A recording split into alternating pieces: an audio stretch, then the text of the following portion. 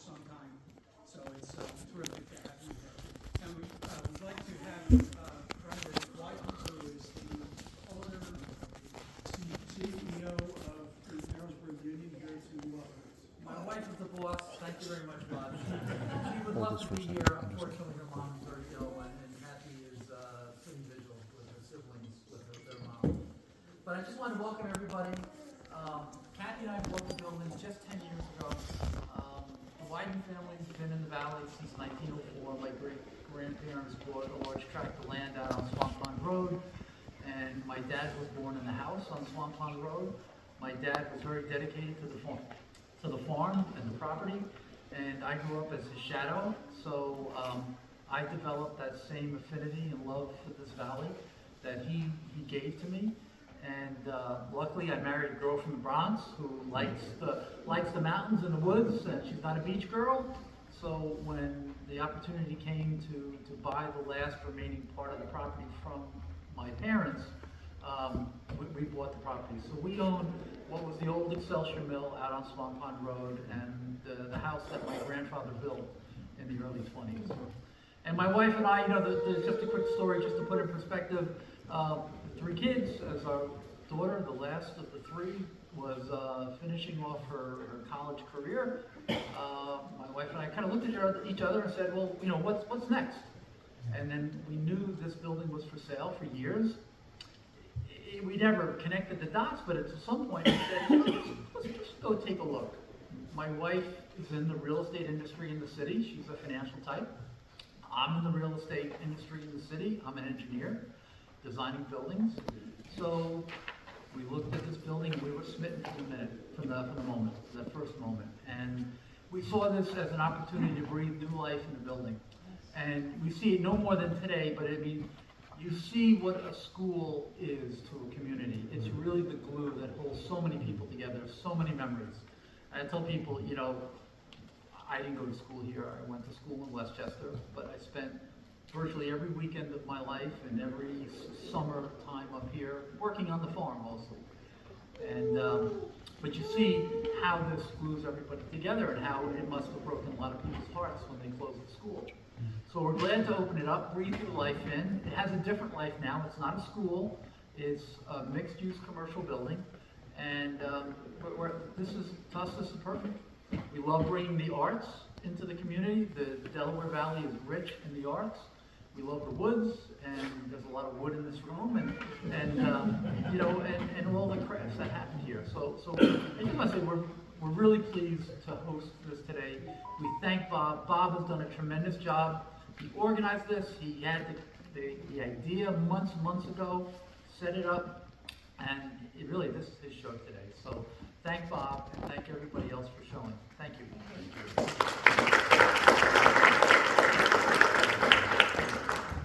Thank you, Brenda. When we started talking about doing this, Terry and Tom have been, the 3 of us have been working together on this. And we were trying to think of the right place to do it. Duh. This is the perfect place. And Brendan has been gracious enough to let us come in here. And it is indeed the perfect place. Before we really get started with the program, I'd like to ask Tom Barnes to lead us in the Pledge of Allegiance.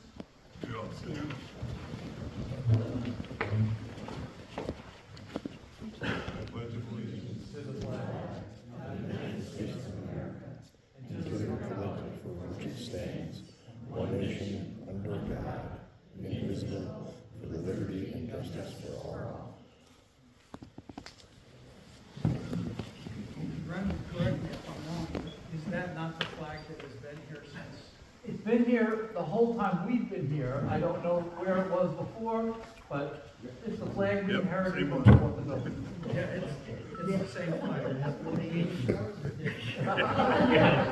I never checked. As a courtesy.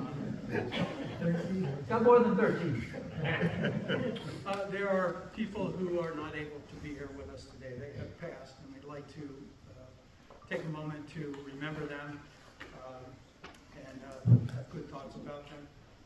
Ron Shuren, Jerry Allen, Tommy J, Dan Johnson, Lynn Katzoff, Carol Garrity, and Betty Ann Brown.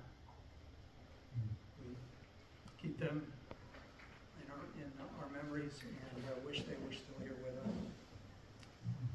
Okay, on to a lighter topic. Bob? Yeah. The microphone's working. Can you hear me okay back there? Yeah. Oh, no. We'll start from the beginning. Okay. You want to welcome us again?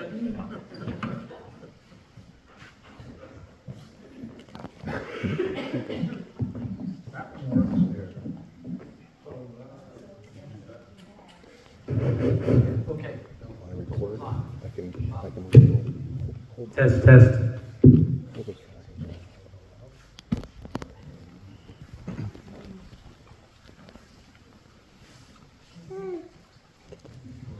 Yeah.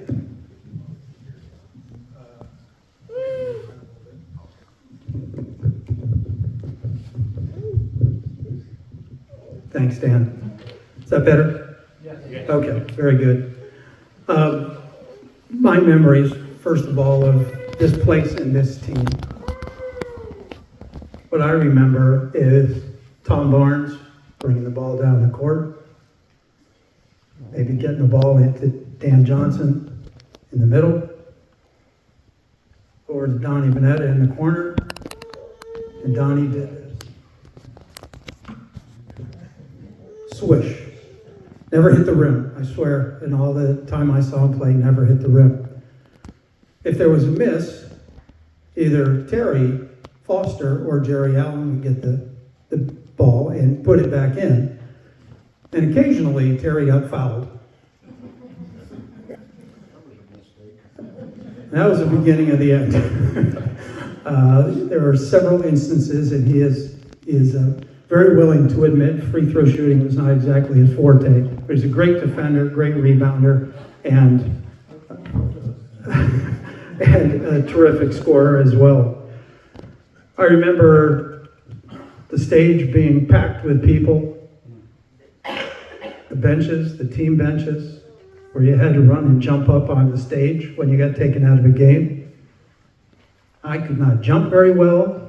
My shins had bruises from hitting this, trying to jump up on the stage. Len Martin, keeping score. I forget who did the timer at that time. It was probably Ron. Ron Shuren kept it on the bench. Tom Burke and Ed Houlihan selling tickets and keeping people out when there were too many people in here. The bleachers were much higher at that point. They came out almost to the sideline over there. Cheerleaders on the front row.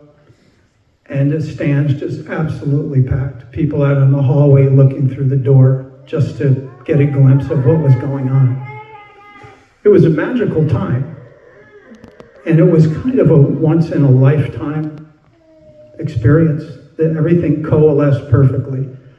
It had a coach who liked to score, he liked to run.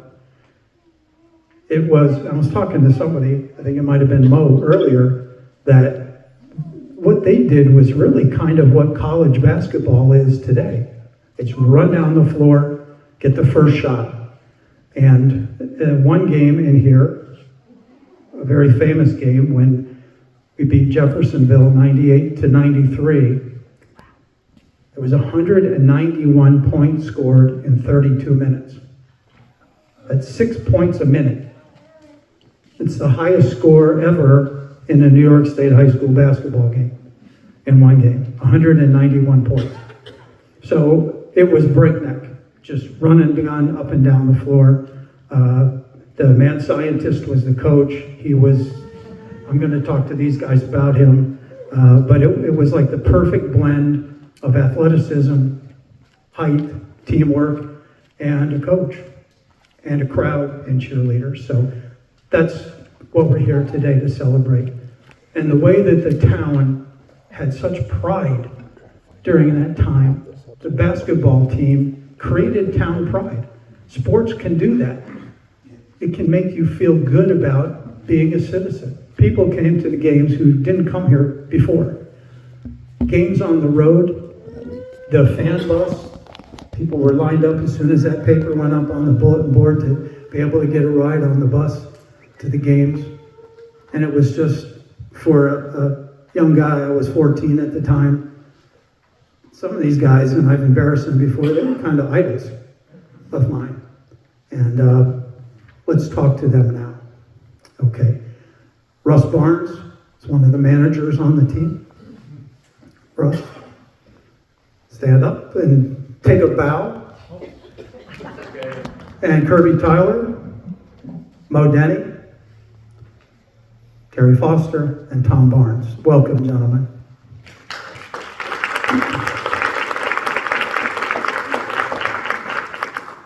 Okay, I mentioned Coach Shuren. Who wants to take a crack at this? What was he like as a coach? I can't remember. He didn't yell very much. I think he didn't yell very much because we had nothing to yell about. He just kept going, you know. And, but I really don't remember the way he coached. At practices were a lot of running, obviously suicides. But as far as his demeanor, he was always pleasant to me as far as I know. And if he wasn't, that was okay too. Tom, what do you think?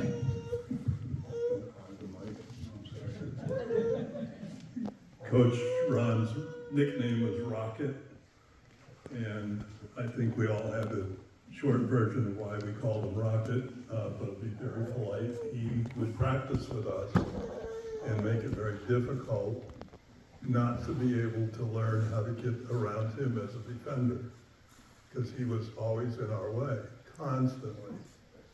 Not on purpose to irritate us, but teaching us all a lesson. And not to promote some people that are writing books, but I know one individual that has 3 sheets of how he wanted to play offense and defense. And it's going to be part of the book that I know somebody's writing, because they were probably 40 years earlier than how the game is played today, how he coached. And Right. And who is the author of that book? I don't know, but it's Is that going to be good. T. Barnes? Yeah, I think so, yeah. And do you have a title for that book yet? The title of the book is Hoops to Hanoi to Home. It's about all our guys being in the service and those that even were drafted but lucked out with the lottery. There were only 2 of them. The other 11 ended up in the military, which we were all glad to serve, right, guys? Oh, yeah, we were thrilled. I was so thrilled I couldn't go to school. We knew that was the reason, too. But he was a mentor to all of us, and personally, I remained friends with he and his wife forever, and it hurt when he passed. Great, thank you. He's shooting hoops upstairs. Hoops in heaven. The season really revolved around games with Jeff Youngster. There were 4 games, 2 of which were 1-point games. One was 3 points and the other was 5. So there was a differential of 6 points. They beat us, they beat you by 2 points, and we beat them by 8 points. So in 4 games, 6 points separated the 2 teams. And the games were never runaways. The games were always extremely close. And free throw shooting was really important, Terry, in those games.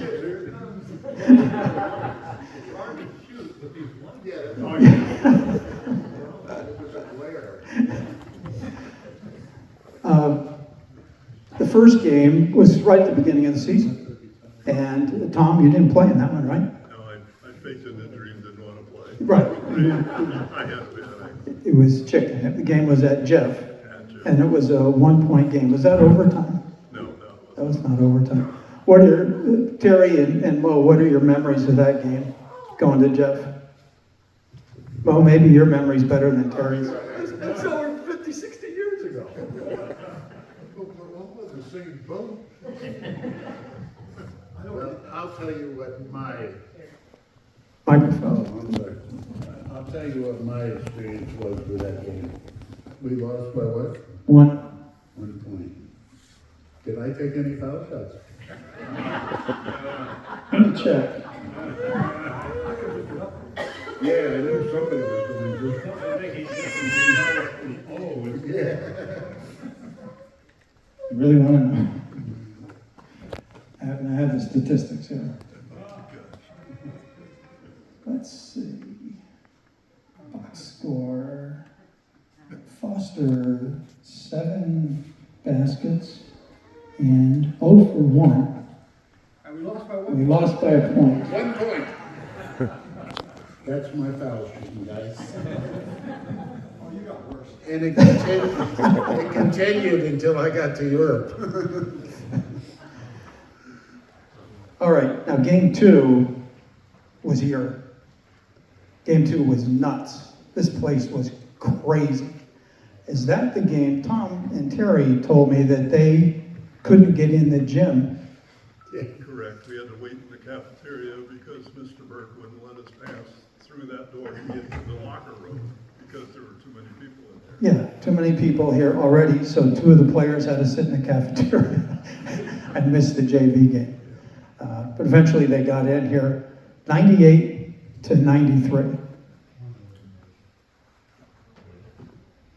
What do you remember about that game? Anybody miss a shot in that game? No, and the nets, as I recall, were burning. The nets were burning. That's what I recall.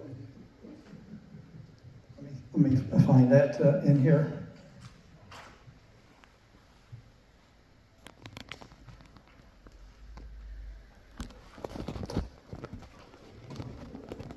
Maybe not looking up all the shots.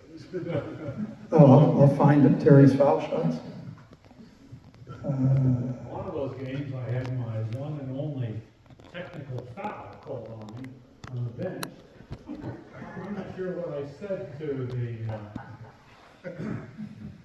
the stripes, but it wasn't polite. Well, that a manager got a technical? Well, it was called on the bench, Yeah. and He was the only one there. no, I was 2 seats from Mr. Stern, and he looked at me. He must have heard what I really didn't intend to say. Well, it's in here somewhere. Anyway, it was a crazy night. How many of you were here for that game? How many of you? Oh, yeah. Yeah, you guys are going to talk about that in a couple minutes. The third game was a playoff game. Teams ended in a tie, wound up playing a playoff game at Callicoon. Now that was another very close game. That was a 1-pointer, Terry. And let's see if the box scores are in here. Yeah, here it is. Was that the 5 for 13? 5 for 13. Yes. 5 for 13. And earlier in the day, gym class, he was told to shoot foul shots at that other basket right there, and he just fooled around the whole morning. Thanks for the help. We're friends. Well, you had help in that game. As a team, you shot 15 for 29 and lost by a point. Now, Jeff was really good at shooting free throws, as I recall. And we were good sometimes, like in the sectional game, especially very good when the pressure was on. But, 15 out of 29 for the team. Jerry had a tough night as well. But that's history, right? But then we went to the tuxedo. That's right. Let's move on. I was a star in that game. No, I didn't have to worry about it. I didn't shoot anything. I had 5 points, 114 we score, I had 5.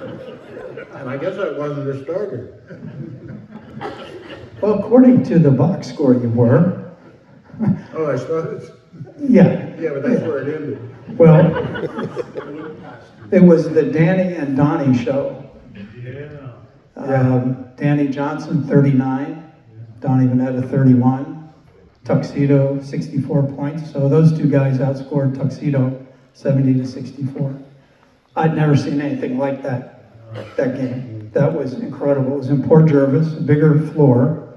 And we were talking about this, I think at the baseball game, the size of the floors. I said, well, our gym was so small, but Terry said, well, so was Eldred. So was Roscoe. Jeff wasn't that much bigger than ours. Calhoun wasn't that big. The only floor that was sizable, I think, was Tri-Valley and Manor. Their floors were bigger. So going down to play on a much bigger floor, that's a big transition. But like I said, I never saw a shooting performance like that.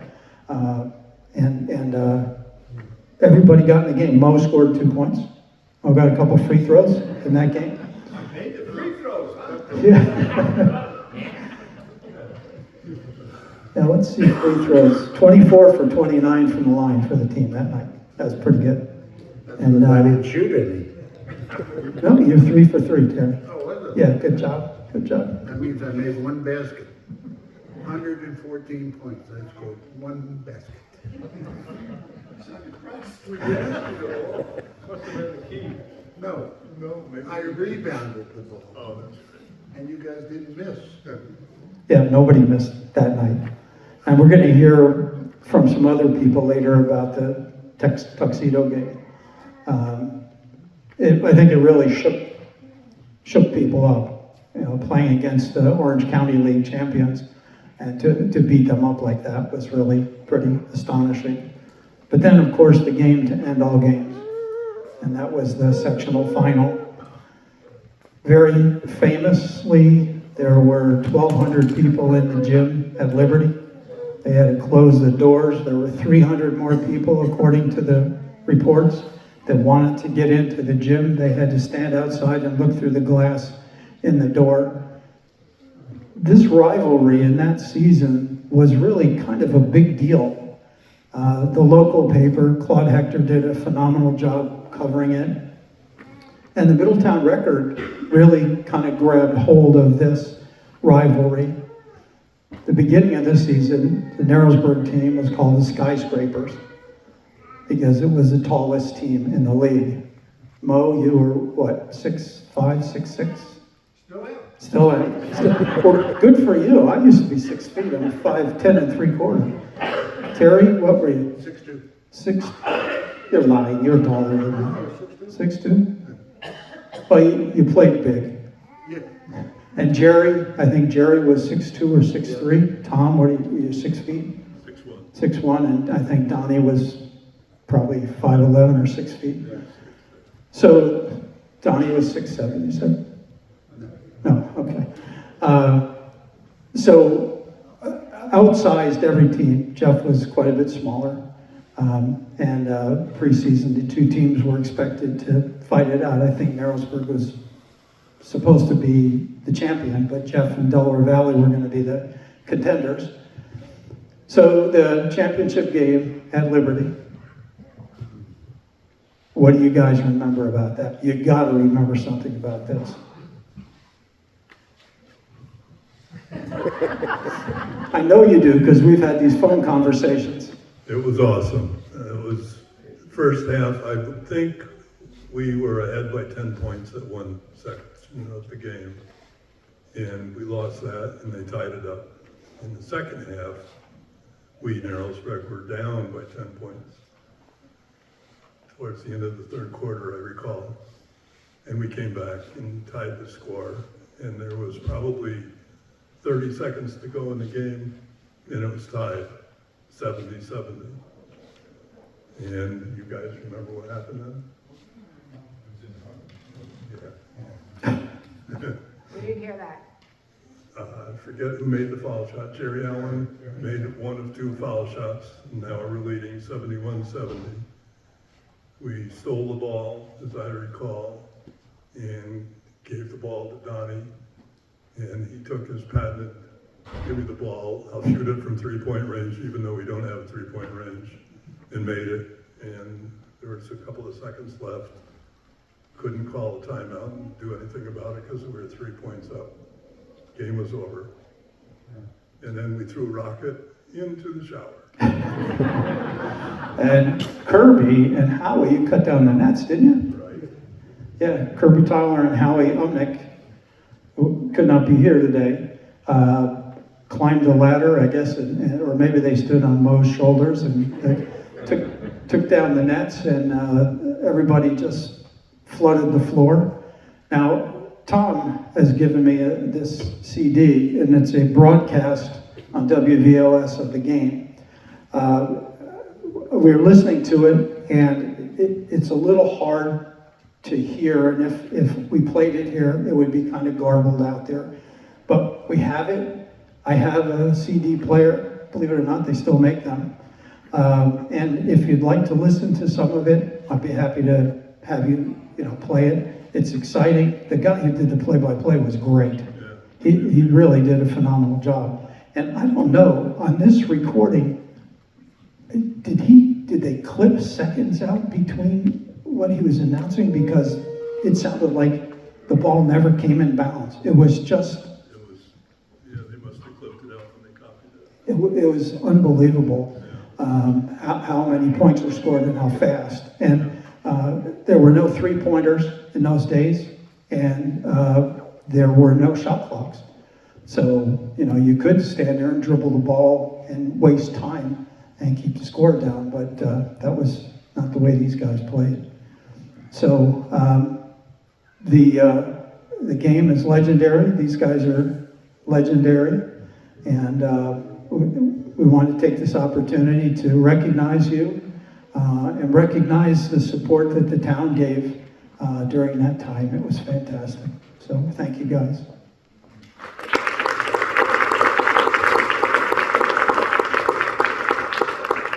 All right, let's change partners here, and cheerleaders, will you please come to the fore? You can have the seats up here.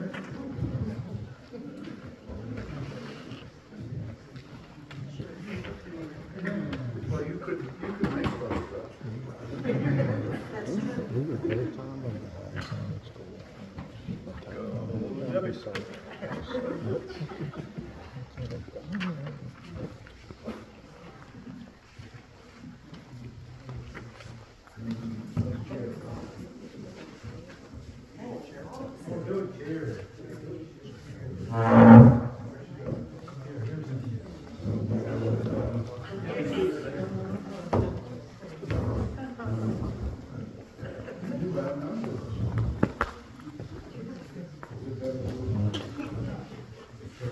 After this, the cheerleaders are going to play the guys in the game. Now, when these ladies played, it was six-person basketball, right? Half court, rover, one player could go back and forth. That was fun to watch. Not. Okay. These ladies kept the crowd going. I recognize that crying. Sounds like my grandson. So they were the people who were keeping the crowd cheering along with them, keeping timeouts exciting, and they were as much a part of the environment as the game itself. And wanted to take a couple moments to talk with these ladies and see what they remember about all these years ago. Somebody that I know well, and I had a conversation about the tuxedo game, and she wants to talk about the tuxedo game. Use the mic, please. Got the mic. Is it on? Yeah. Okay. When we got there before the other team, and we were sitting waiting for them, and they come strutting in the door with their noses in the air like they were the most perfect people in the world. And the cheerleaders walked right by us, remember? And they wouldn't even talk to us. And by the end of that game, they grabbed their coats and ran out the door with their heads down because they lost so badly. And we loved every minute of it. It was so cool. And it was just, it was magical for us. These guys they were fantastic the whole season. But that game was, we didn't know anything about the team, and we never heard of them, and we expected, to be a really close game, and it was boring. We made so many baskets, but that's what I remember, that they just came in just full of it, like they were just gonna get rid of this little team from Narrowsburg and, just show us up, and they didn't. So thank you guys. You remember something about the trip home from the sectional game in Liberty? The championship game, yeah. Oh, well, the game itself was, by the end of the game, I felt like I had played it. I was so exhausted from, cheering. Although I think our cheerleaders' job that year was pretty easy because the crowd was already into this whole season, and they were great. But we won the game, and the cheerleaders all flew out, and the guys grabbed us, whirled us around, and kind of let go of us. And we went out to the bus, and we're driving home. And driving home, you have to go through Jeffersonville, right down the main street. So we opened the windows, and we started singing, what was it? Hooray for Narrowsburg, hooray for Narrowsburg. Someone in the crowd is yelling, hooray for Narrowsburg, hooray for Narrowsburg. 1, 2, 3, 4, who you gonna yell for? Narrowsburg, that's who.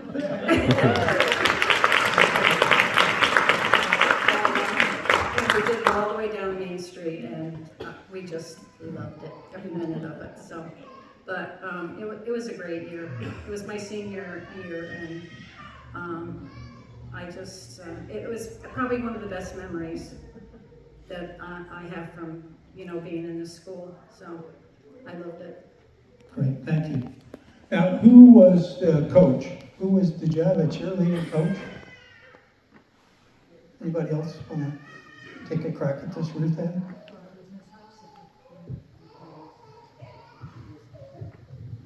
I thought it was Miss Hopsiger.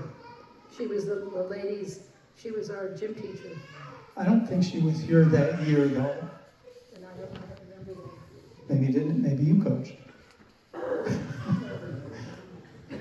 What are your memories of that season? Unfortunately, I have a lot of them. I enjoy hearing what other people say because it brings memories back. And it was just, we were just so proud of the boys. It was just incredible. Great, great. Yes, sir. Could you introduce the names of the cheerleaders? Yes. Why don't you introduce yourselves? Well, I wasn't a cheerleader for this year. I was a class of 69. I'm here representing my sister, Lynn Katzoff, who was a cheerleader on that team. Thank you. Introduced you, my apology. I'm Patty Flora Williams. I'm Ruth Ann Dowd Sweeney. I'm Donna Nearing Vanetta. I'm Sue Banana Lacey. I'm Debbie Barnes. I'm Letitia Hess Van Scoik. You can hang on to that. I should have asked the players, what did you think of the cheerleaders and how were they helpful to you? Tom? I married one. Yeah, he married one. Okay. That was a loaded question. Congratulations, Tom. That was well done. It was very well done. Terry, you always have something to say. What did you think about the cheerleaders and how they helped the team? I tell you what, it was just the whole combination of them, the team. and we were always together, although we were separated. But we were always together in the group. One is that the school was so small.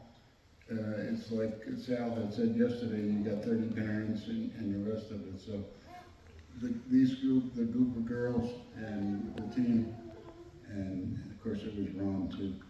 So it was a great family organization. Excellent. Later on, we're going to give everybody an opportunity to speak if they would like. If you have a particular memory of that season or players on the team, I know Mo wanted to say something, feel free to do that. We'd like to hear from you as well. So the cheerleaders asked if they could do something. They were voluntold to do something. So, ladies, stand up.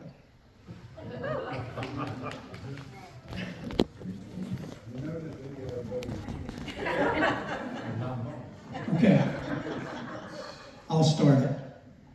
2 bits, let's go. 6 to the dollar. All for Narrowsburg, stand up and holler.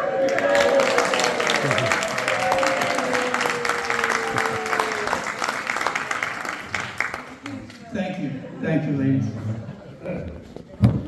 Yep, you can move on out.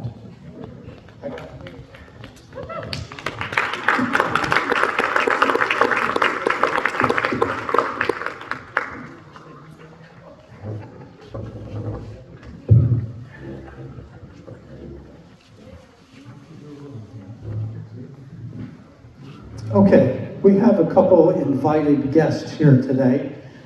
They represent the opposition. We think that we need to hear both sides before we decide who's allowed to stay and who's going to get kicked out. So these 2 gentlemen are here representing Jeff Youngsville, Ross Dimmler in the JYCS orange sweater, and Jerry Davitt, who was a coach. You guys come on up here, if you would.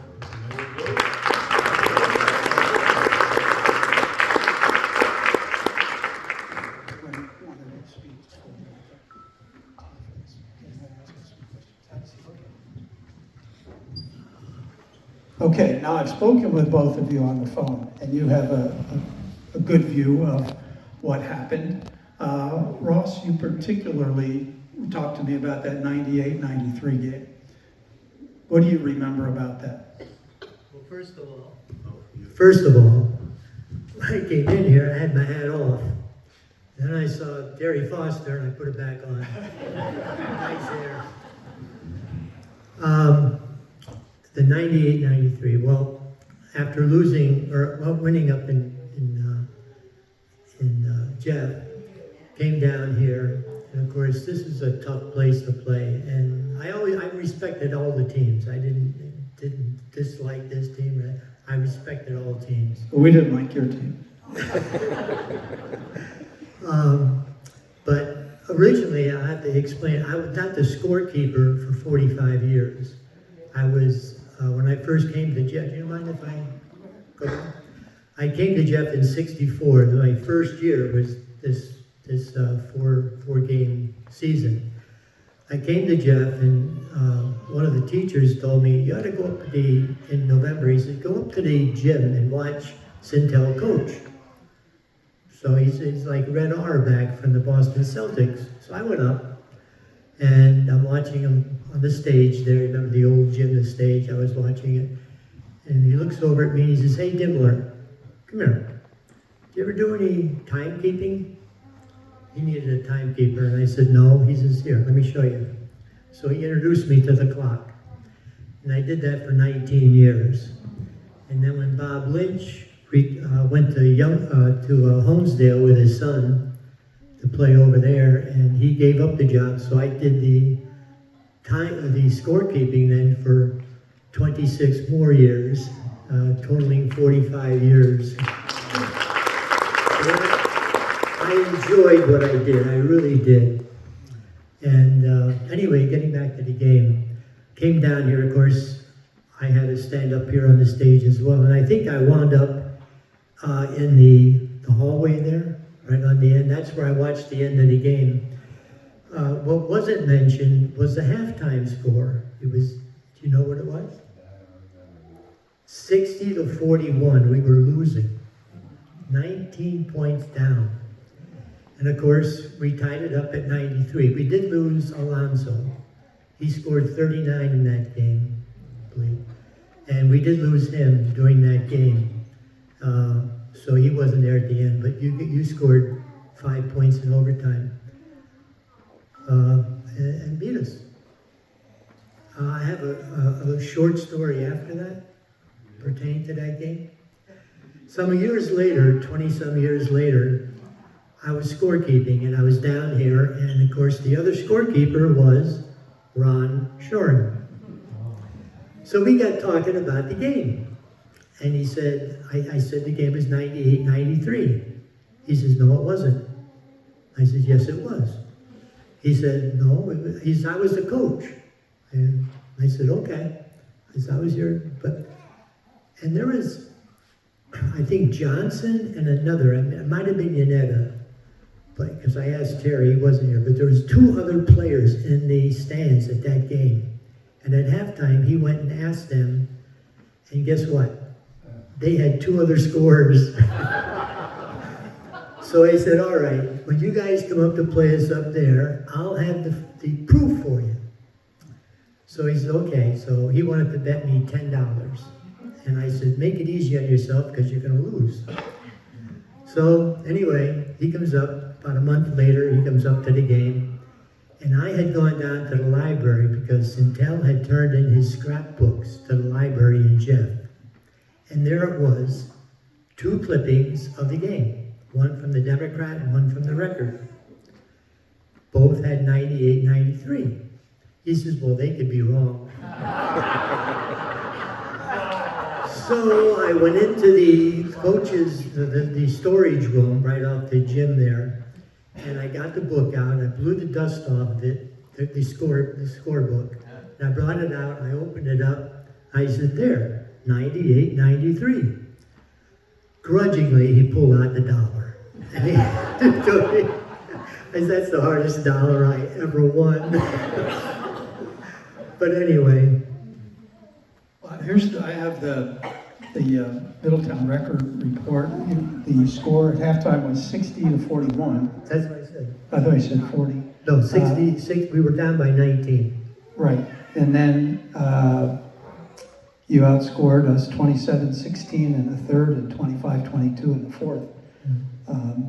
Yeah, you're right, Alonzo had 39. 39, yeah. Donnie had 32, Jerry 22, Terry 19, shot 3 of 5 from the line.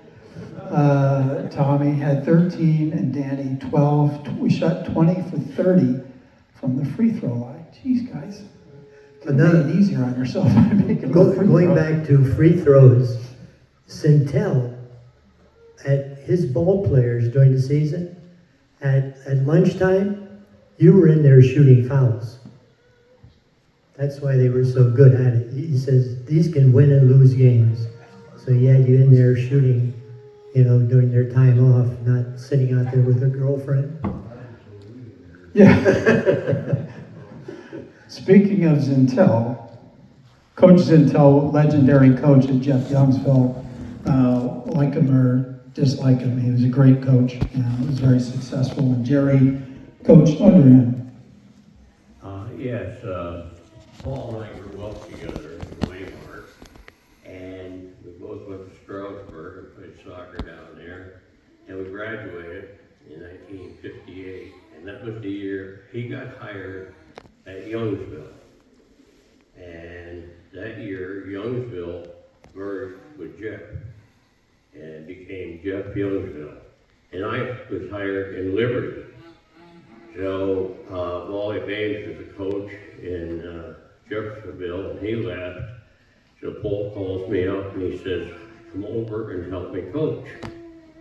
So I said, okay. So I put in an application, and I went, Arwen Baker was the superintendent of schools, and I go in, the first thing he says to me, I'm looking for teachers, not basketball players.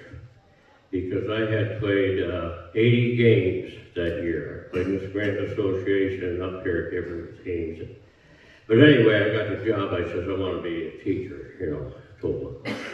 So I became Paul's assistant and JV coach.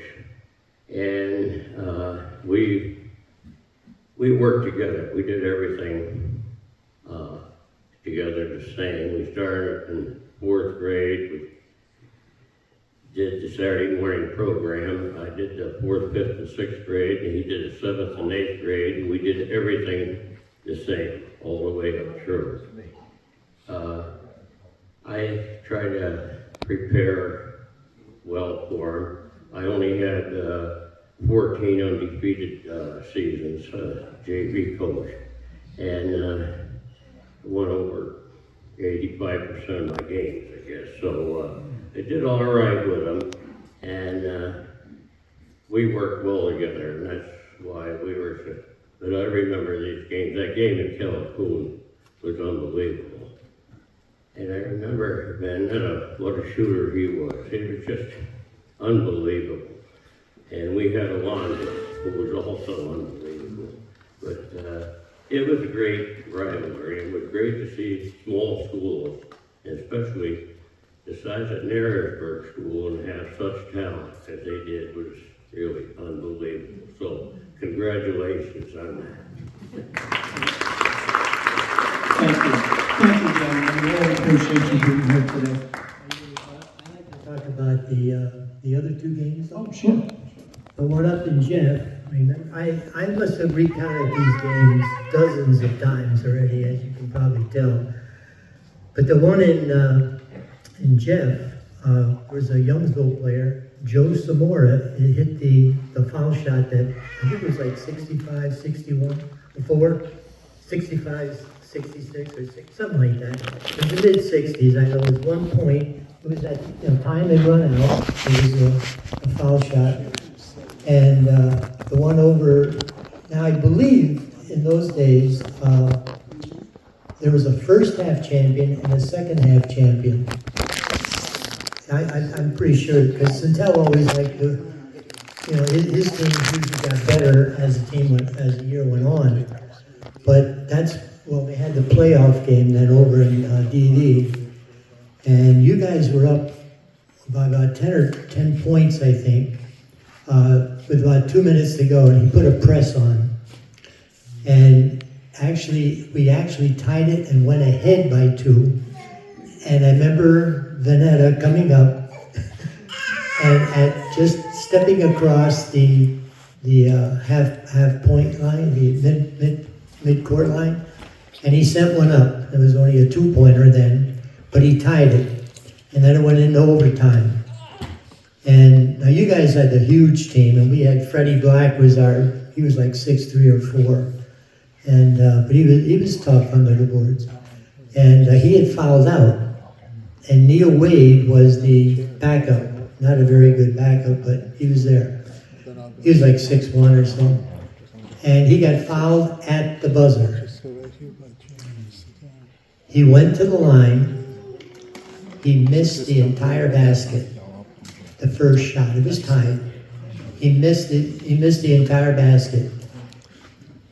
He gets the second shot to go off. Centel, if you remember the gym, he turned around and he faced the stage. He folded his arms, he wouldn't even look at the shot. And of course it went through and we beat him. But those stand out in my and I tell you, it was just, people ask me, in 45 years, what were the best teams, what were the best players? I say, you can't compare, the 60s to the 80s, to 2000s. And, I did it from 64 to 2008.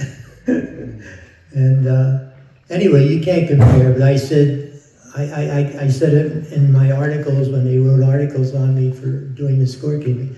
I said, those 4 games stand out in my head. I said, because you had 2 equally good teams. You had the bigger team, but I think Centel loved defense. And in that game in Liberty, do you remember Rich Josephs? He fouled out. And he was a very good defender, and I think that hurt when he fouled out in that game. But anyway, it's... We don't accept excuses here. No, I just... Face it, you lost, but it's over. And Jerry Allen, I remember him going... Jerry Allen went into the stands a couple of times. He was all over the place. He played a hell of a game. Now, if I may ask, what are your ages? You don't have to tell us, but I know what they are, and you guys are amazing. How old are you, Ross? I'm a junior to him. We're both had birthdays in March, so we're exactly 2 years apart. Who's older? Oh, you said you were the junior. He's older. I'm 87. Yeah, I'm only 89.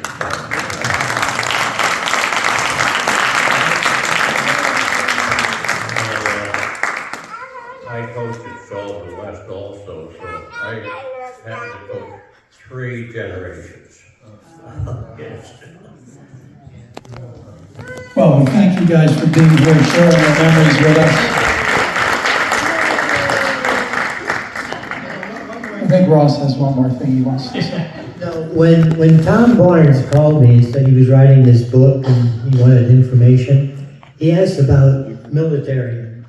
And he saw that I was Air Force. I was a cryptographer, encoding and decoding in the Air Force. Had a good job. They left you alone because they didn't know what you were doing. But Alonzo, I know he was in the service, and he died. He was in the Air Force down in Dover, Delaware. And he dived into the ocean, hit a wave, and broke his neck and died. And I think the only other one I remember, went in was Artie Soul.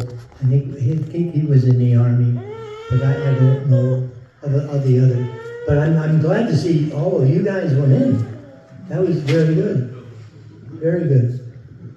All right, thank you guys. And Ross, thank you for your service.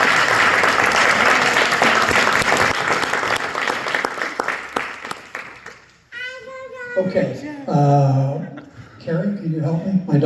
This is my daughter, Carrie Bonnell Lamarck.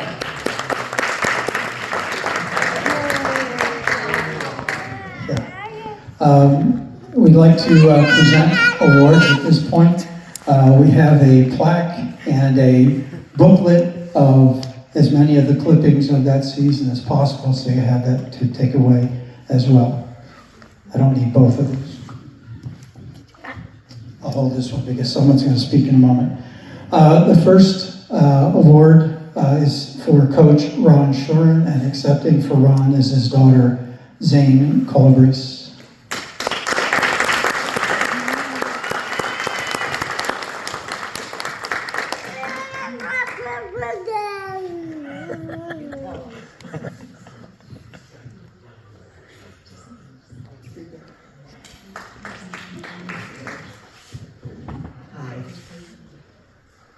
I can really feel this, and I can feel that. This was wonderful. He did like to win. When I asked my mother if she remembered this, she said, oh yes, it's a thrill. It was just a thrill. It was the most exciting time. And she said the night you won, boys came back, everyone was in the boys' locker room.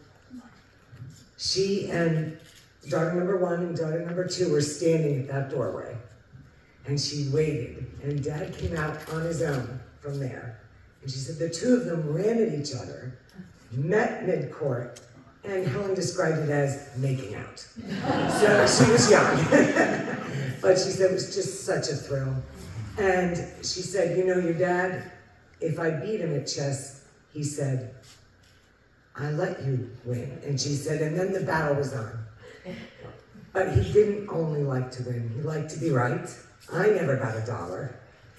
I got, I'll be darned, when I was right once about birding. So I just know he would have loved to have been here. And this is wonderful. If you remember people in your heart, in your mind, They're not gone. They're still alive. And this is perfect for everybody. Thank you. And could we have the other members of the Sherman family who are here stand up, please? It's a great contingent.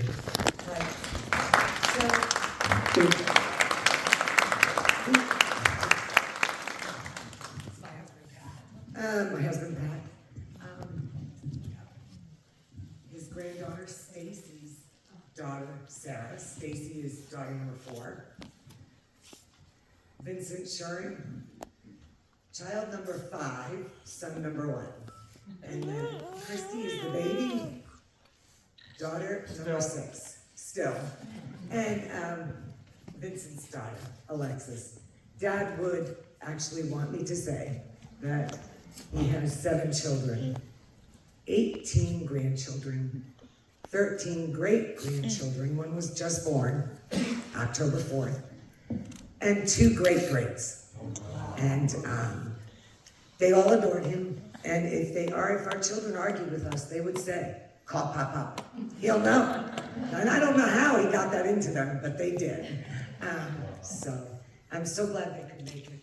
The rest of the children couldn't. But it's wonderful, and I can't thank you enough. You know, you said in Pennsylvania you're known as Bunno. My dad in Pennsylvania, his name was Shiren. But when he moved here, it became Shiren, and it stayed. Thank you, Sam.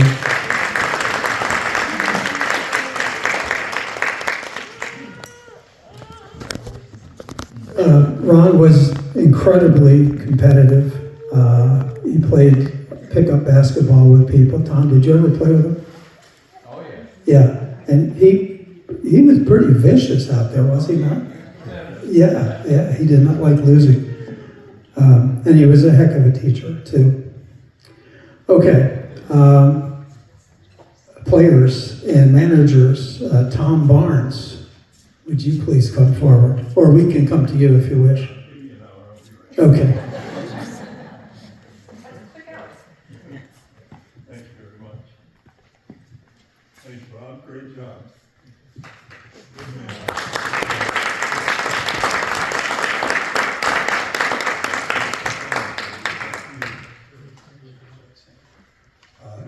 I want to say thank you. Appreciate all the accolades. We were deserving because who surrounded us? And that's the main reason. Thanks, Tom. Mr. Free Throw, Terry Foster.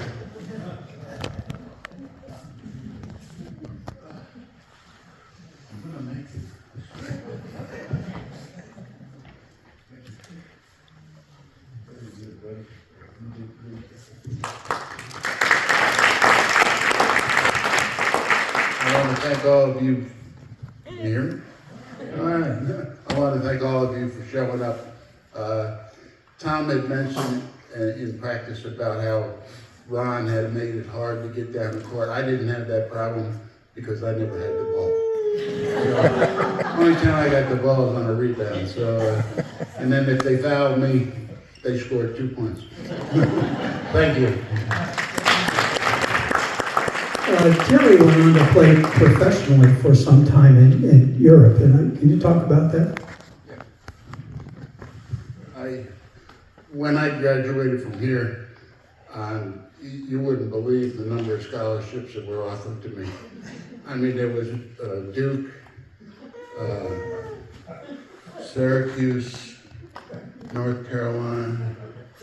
They were all teams that didn't show up or ask me. I didn't even get one from Plattsburgh, you know. So I went to New Paltz, and that's how I ended up in the service, because New Paltz had a system that I wasn't used to. When you went and joined the school, I played soccer there, and then I played basketball. And then they had this other rule I was not familiar with, because my parents weren't around.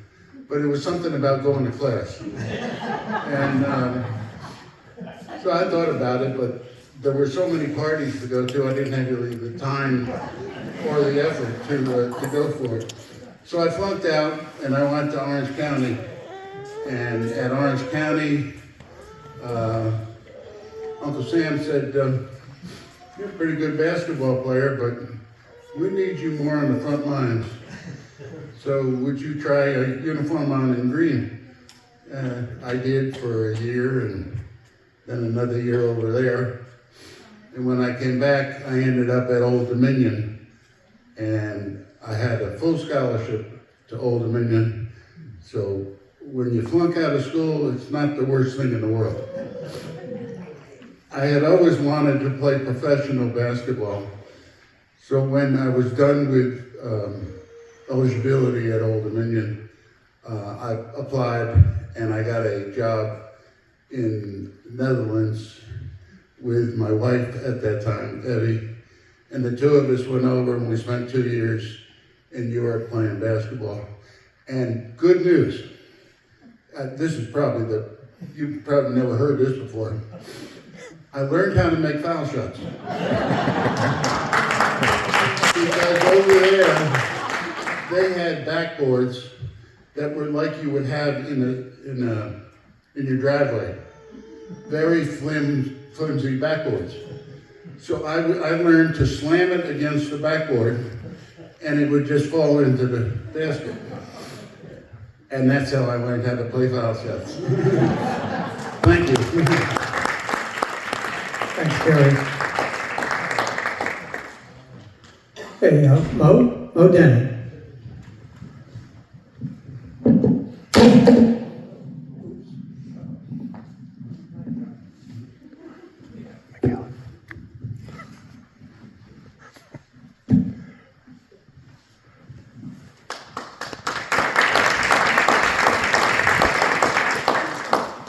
Okay, it's now my turn to talk.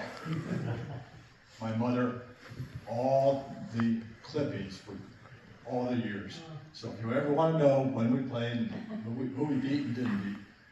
But what I wanted to talk about was we spent a lot of time in this room.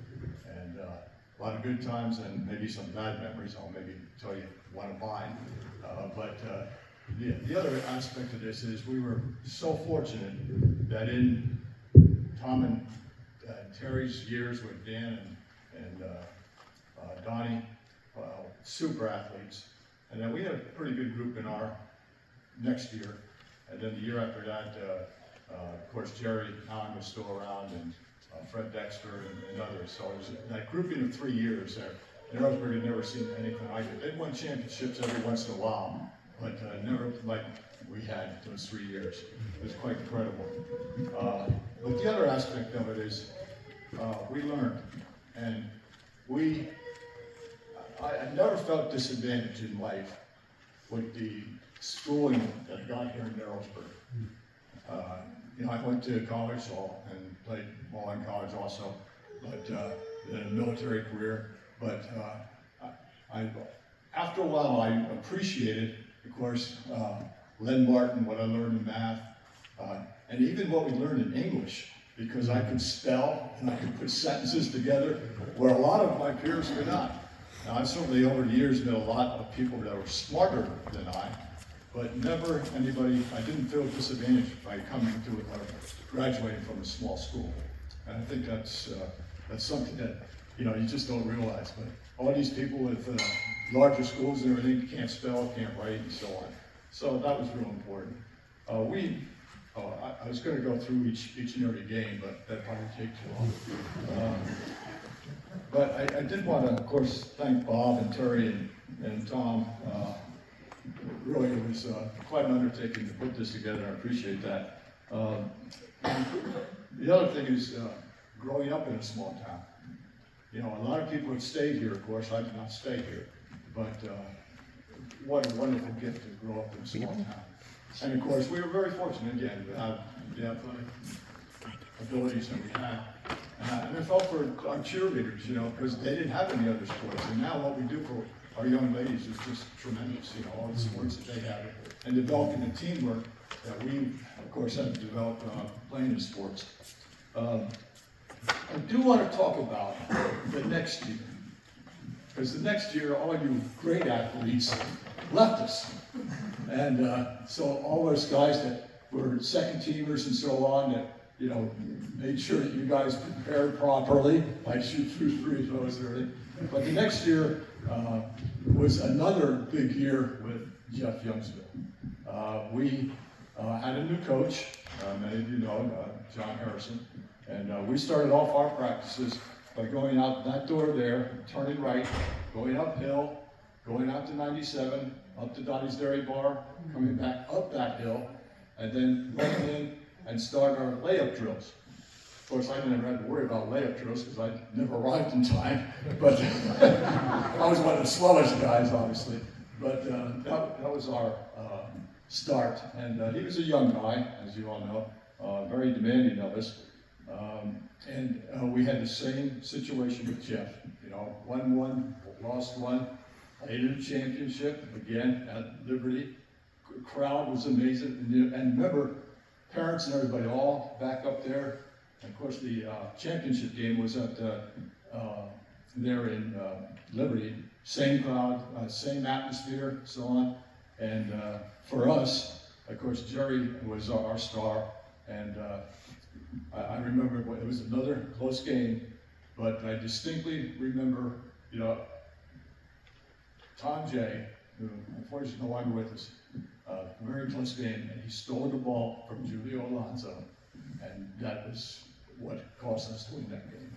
A very, very tough fight. So then we go to the sectionals. It's kind of the same situation. Jeff and Narrowsburg are in the sectionals. And we won our game against Florida. The second game was Jeff and Tuxedo.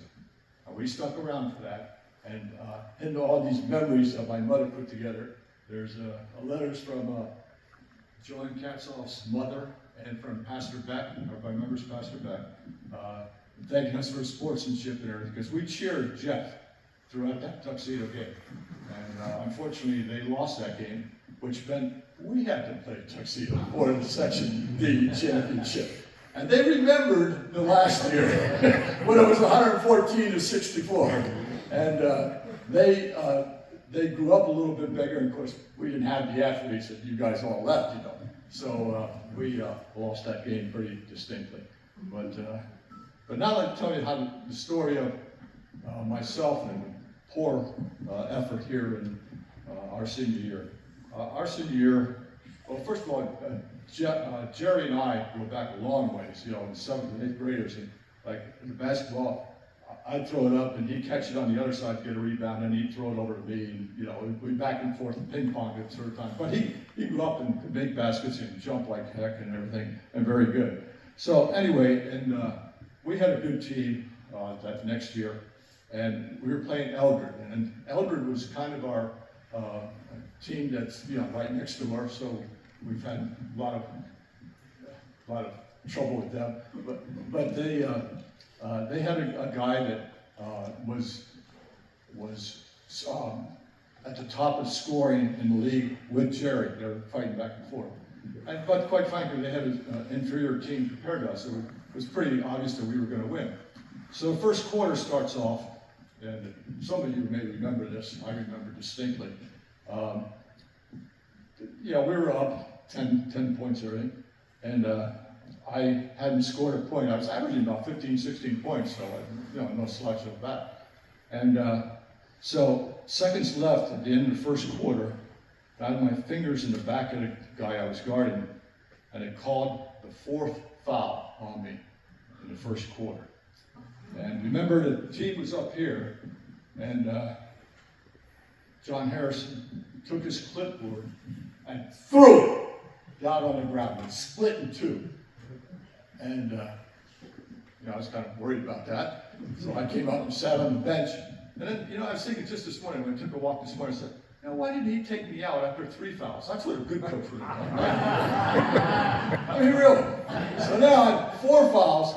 Oh, the other part of the story I forgot to tell you was I had started dating a girl from Eldred, and I was going to impress her. She was up in the stands. So here I am on the bench, first quarter, 0 points. And, so he puts me in at the 4th quarter. and still 0 points, of course. And we were comfortably ahead, and 25 seconds later, I fouled out. So that was my bad performance. No, I was better at foul shots than you, that's for sure. Anyway, I drove up here from South Carolina, where I live now, to be with you all today. And people I haven't seen in 50, 60 years, and it's been a real pleasure to be here with you all. And I'm glad and certainly you guys, that's tremendous. Yeah, it's, we grew up, we had life, we've had kids, you know, but growing up here in Narrowsburg was something else. Thank you.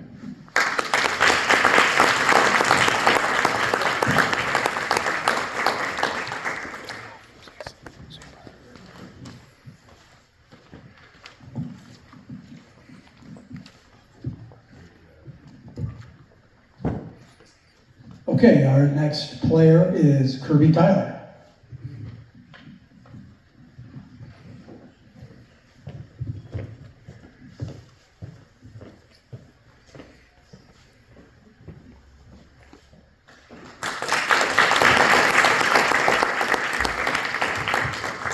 First of all, I want to thank Bob for doing such a great job here with Terry and Tom. It was a fun time back then. Unbelievable, just a magical time. We had so much support for everybody. A lot of you were here tonight, and we really enjoyed it.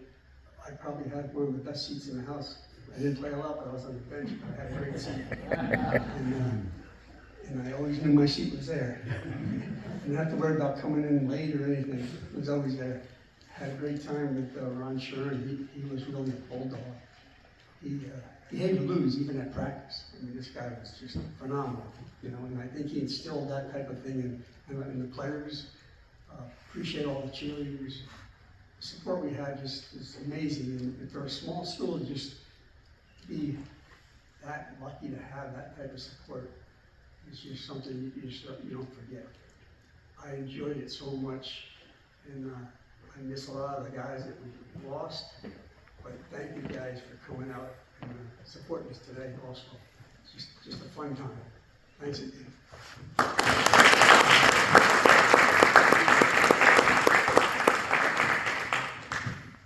All right, and someone who was important to the team as a manager, took a lot of direction from Coach Shuren, I'm sure, Ross Barnes.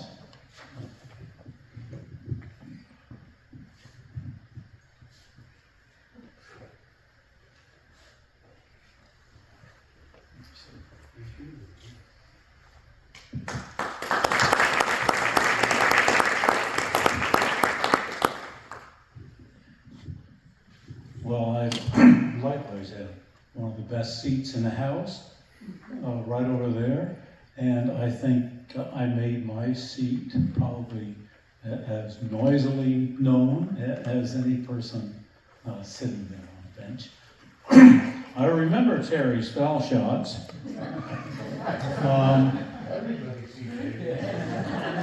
Well, at the most important time of the game, just when everything hangs in the balance, there's a foul call.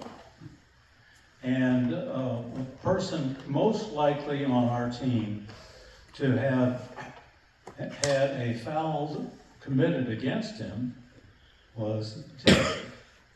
And the one person who we probably were less enthusiastic about taking that shot was Terry. And there were occasions in which his best shooting took place somewhere else in the game, but it took place. But on one occasion, I remember a game, I'm not sure which one, it may not have been an important one, but I do remember a winning shot from Mr. Foster from the foul line. And I think at that point, Mr. Shuren probably sat up in his chair and felt like he had accomplished something. One thing that Mr. Shuren wanted us to do when we were shooting was to get the elbow down. Do you remember that? Get your elbow down so it's all in one angle. And that was okay, except I was left-handed. So I wasn't sure which elbow I should have down when I shot. Yes, that's right, but you have longer elbows or something longer arms to do that.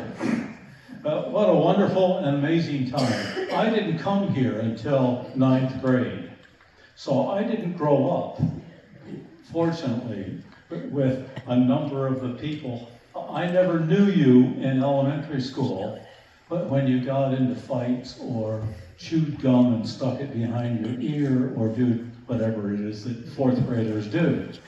But I certainly enjoyed my time here at Narrowsburg. And, of course, my cousins, Tom and Howard and Wendell and others, were much better known than I was. So people would look at my name or hear my name, and I tell them, well, I'm Rich's brother. Oh, everybody knew my brother Rich, class of 62. So after a while, I think I had some identity, but probably not nearly as much enthusiasm for practices, because over there on that wall, you can picture a jacket with enough perspiration that it is by and large, dripping. And it was my job, among other things, to pick those things up wherever they were left. On a successful game, they could be thrown more or less any place. On a game in which we did not do so well, they could be tucked up on top of bleachers or up in the lockers, or they could be any place but where they should have been within easy access. So I had to sniff them. I had to find these. Yes, sniff them out. And I did, and I enjoyed it. Congratulations to the team of 1965.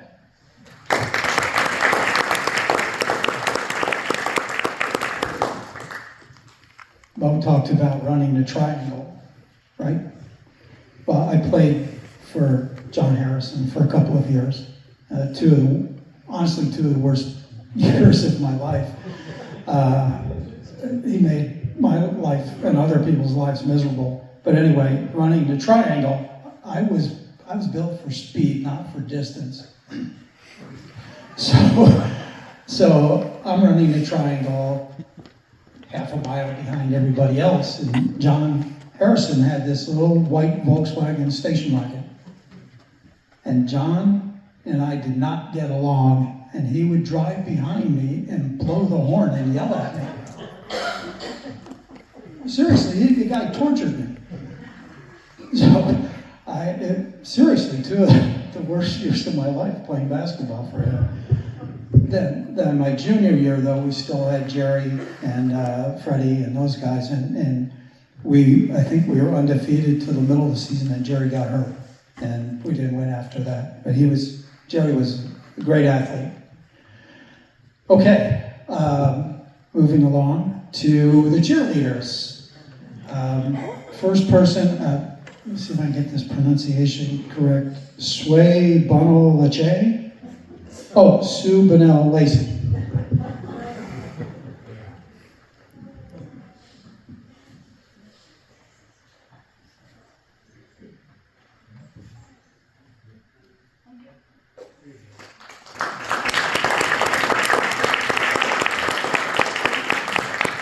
She said she already showed off.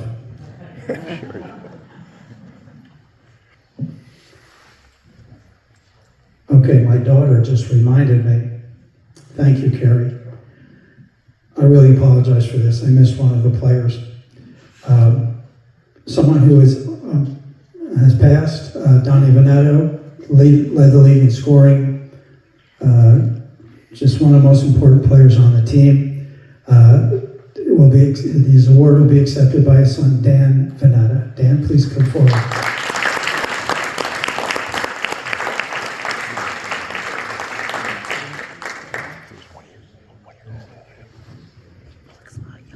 Hi, I'm Dan Veneta, and on behalf of my father, Don Veneta, I'm here to accept this today, and I'm sure he would have loved to have been here today.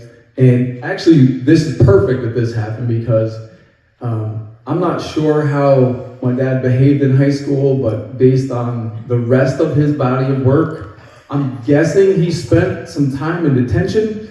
So if he were here, he would be reveling in the fact right now that he wasn't initially mentioned, and he would have had some nice things to say, I'm sure. He'd like to be here. He's not well. He's had some illness, some problems with his health at this point in his life. But he was a proud member of this team, and I would like to say that I went here and was a graduate of 1987, and I know as a student walking the halls, I would stop and look at all of your names in the trophy cases with your names on the cases and the photos, and boy, I always thought to myself, man, I gotta get myself in this trophy case as well, because it was such, a proud thing, and I had always aspired to get there. And I myself was never able to get there. I never was quite fortunate to have the exceptional teams like the team that you gentlemen had. But I will say this, for those who came before and after me, the names on that trophy case and the gentlemen sitting here before me certainly pushed all of us to try to excel and try to get in there just like you did. So I thank you guys, because what you did probably had more of an impact than those that came after you than you could realize. So once again, I appreciate the invitation to be here, and I thank you for keeping the memory of this championship team alive and this chapter in the history of Narrowsburg High School. Thank you.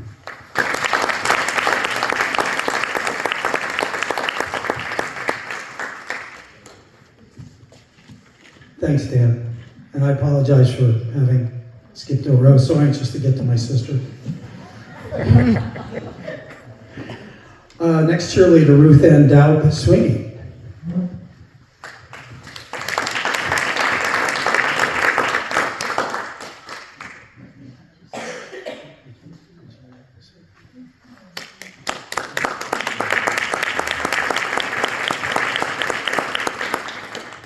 Pat Flora.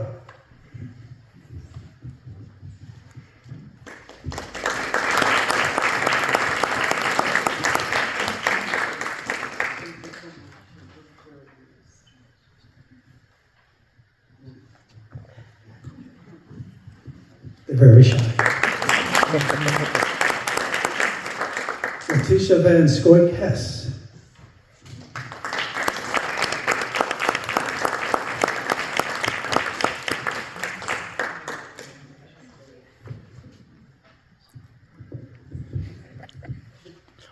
I just want to say to Bob and all his staff that worked with him, this has been a fantastic memory. Maybe I didn't remember it all, but I think about it all now. So thanks for coming, and thanks, Bob.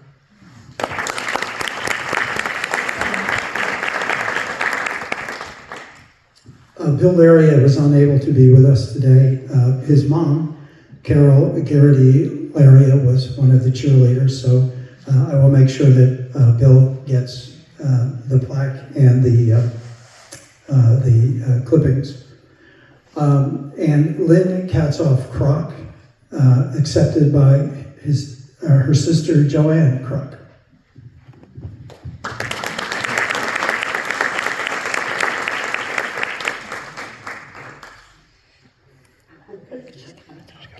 I will just say thank you on behalf of Lynn. She would have loved this, and her kids also went through Narrowsburg, and her son Darren played here, and I'm sorry he didn't get to come, but thank you on her behalf, and thank you, Bob.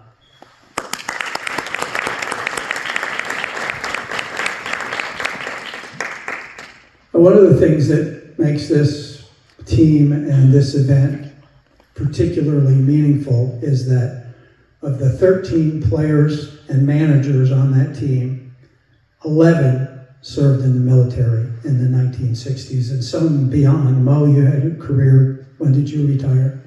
I retired from the military in '97. So that was what, 26 years in the military, and I know Bob Orsini also had a fairly long career in the Navy as well. And John Vanetta is also. John Vanetta.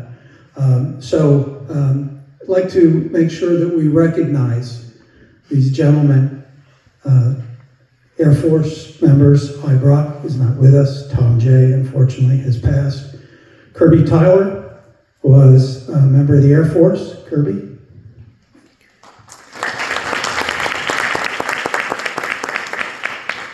And let's have the members who served in the Army stand up. Tom Barnes. Mo Denny. Terry Foster. Thank you. Thank you for your service. Jerry Allen, Dan Johnson, and Don Vanetta also served in the Army. And neither of our veterans who were in the Navy are with us today, Bob Orsini and John Vanetta. I spoke with both of them. They send their regards. Could we have everyone who served in the military please stand for our recognition and thanks?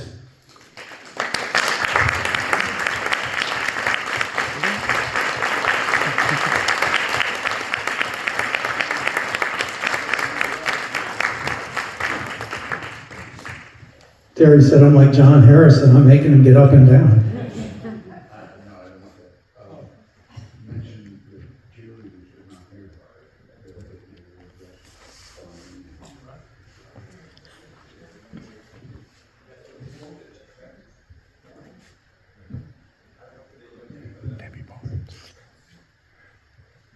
I goofed again. I am so sorry. That's why my daughter's here. And unfortunately, I missed this on the list. My deep apologies. One of our additional cheerleaders, Debbie Tegler-Barnes.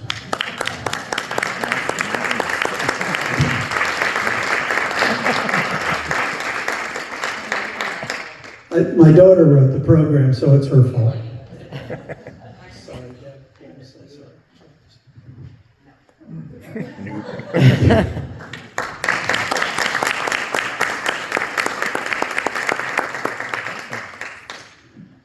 Let's see. I do have the list of cheerleaders here. There are a number of them who are not able to be here.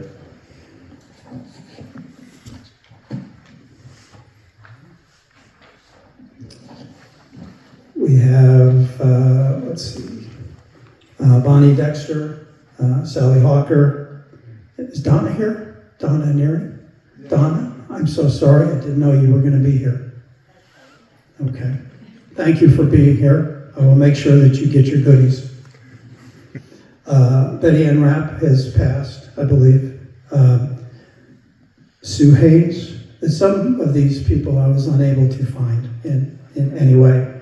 Nancy Kellum and Linda Neary are not here, so they deserve our thanks as well.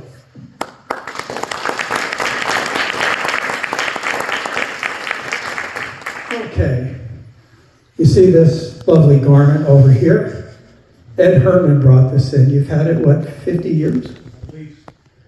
This was a basketball warm-up that you guys didn't wear.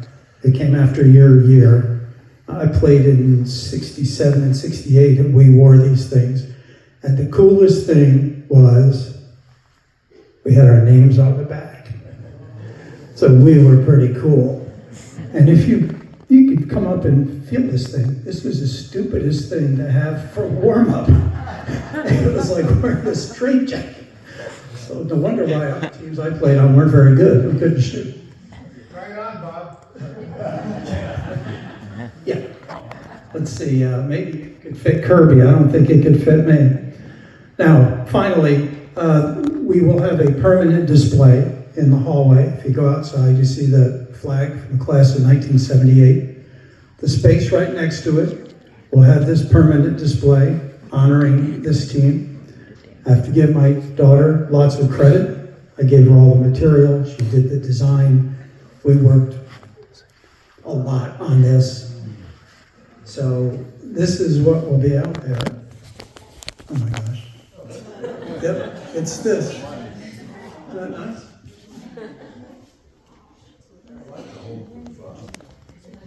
There it is. Is that nice? Oh, wait a minute.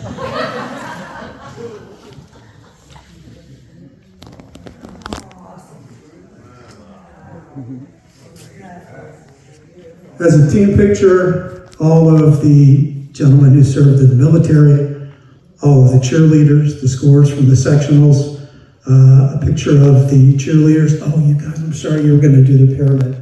I forgot. And that's my sister, Sue. Good job, Sue.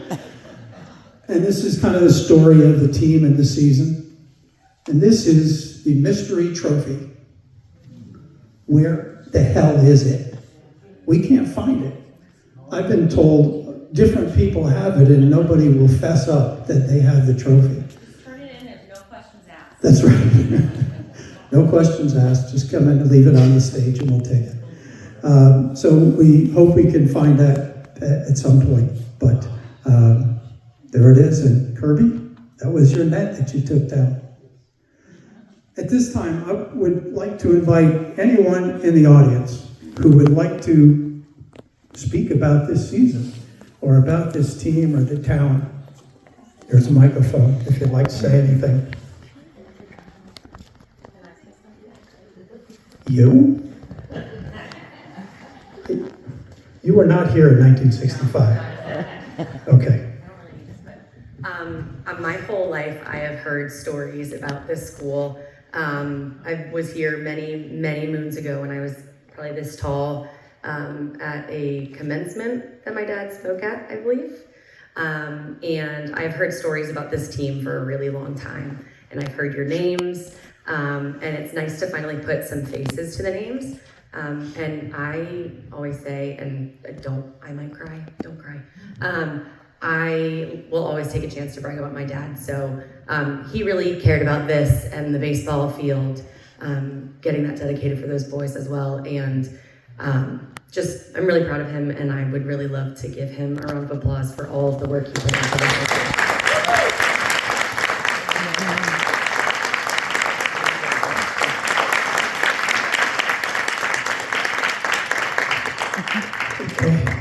How much? That was $25 for that. Checks in the mail. Okay. Thank you all so very much for coming. This was truly a labor of love. I thank Tom. I thank Terry. They were we were the committee of three. And this has just been wonderful. So I hope you had a great time. Oh, this brings back some wonderful memories for you. And have a great afternoon. Thank you.